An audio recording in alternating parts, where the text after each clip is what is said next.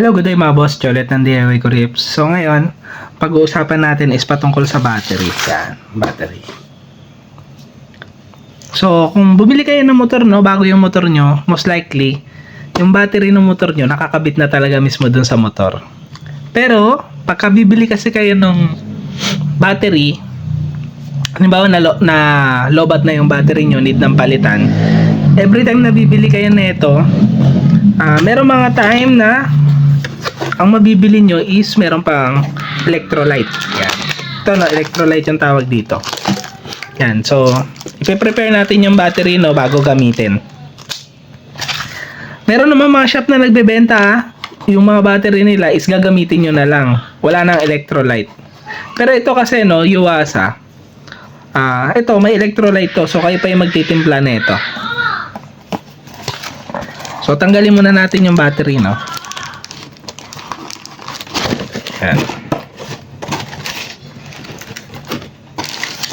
Ito yung electrolyte na tinatawag. Yan. Miski sa mga battery ng sasakyan, no, every time na bibili kayo, sasalinan pa lang ng electrolyte yon. Yan. Tapos ito yung manual.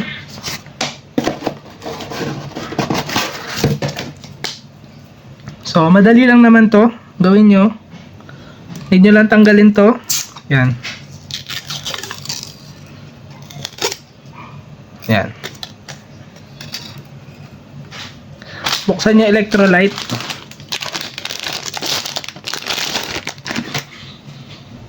Tapos, tanggalin nyo lang to. Do not open. Pero tanggalin nyo to. Kasi ito yung pantatakip natin dito mamaya. Ayan, ganyan yan. Tapos, wag nyong bubutasin itong mga to. Kaya na wag nyong gagawin. Yan. Pagka bumibili kayo ng battery, no, check nyo palagi yung model ng battery na nandun sa motor nyo. Ayun lang din yung ipalit nyo. Kasi ayun yung suggested nung kasa. Yan. So, sa NMAX B2, YTC 6 volts, tapos 5 AH yun. Yan. 12 volts, 5 AH. Di bale ito, wag nyong bubutasin kasi dito na mabubutas yan. Tapos, pagka naglalagay kayo nito, dapat nakatayo yung battery, no? Tapos, pagka isasalpak nyo to, dapat diretso. Yan, papaganyan, diretso dapat. Huwag nyo isasalpak nung paisa-isa, mali yun. Dapat, isang tusukan lang sila, tusok nyo na agad. Yan. So, ngayon, tusok na natin, no? Yan. Yan, kung mapapansin nyo, no, mayroong mga bula. Kasi unti-unti nang bumababa yung electrolyte papunta dun sa battery. Yan, so pakita ko sa inyo, no. Yan.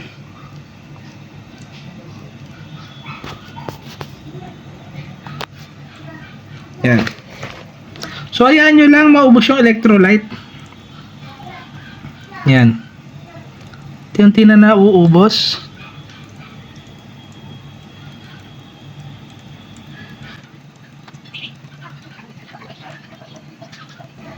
So, ingat lang doon sa electrolyte, no? Alam ko kasi makati sa balat yan. So, ubusin nyo lang. So, ubus na yung tatlo. Tatlo pa natitira. So, meron mga times na mabagal yan, ano? Mabagal bumaba.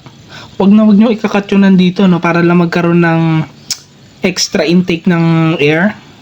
Or merong paglabasan yung hangin din para mapabilis yung paghigop pababa.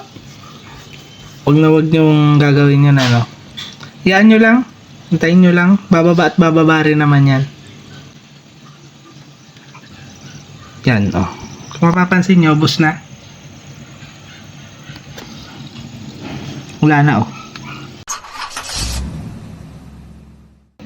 Di ba ito, no? More than 20 minutes na ganito. So, pagka naubos na yung electrolyte, hayaan nyo lang muna yan. Iinit kasi yung battery. Yan.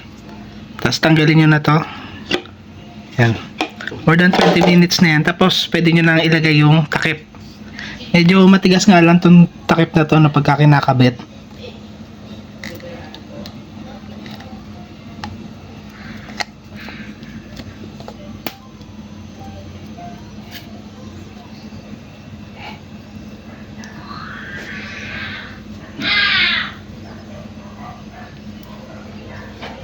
Yan.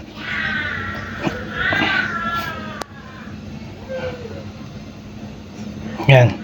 Di ba ito is maintenance free to? Hindi nyo kailangan i-maintenance. Yan.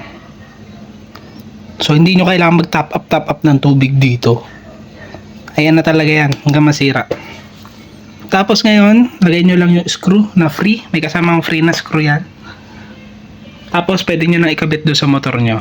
Ayan. So, tapusin na natin tong video na to, no? Ingat kayong lahat. Ride safe. God bless.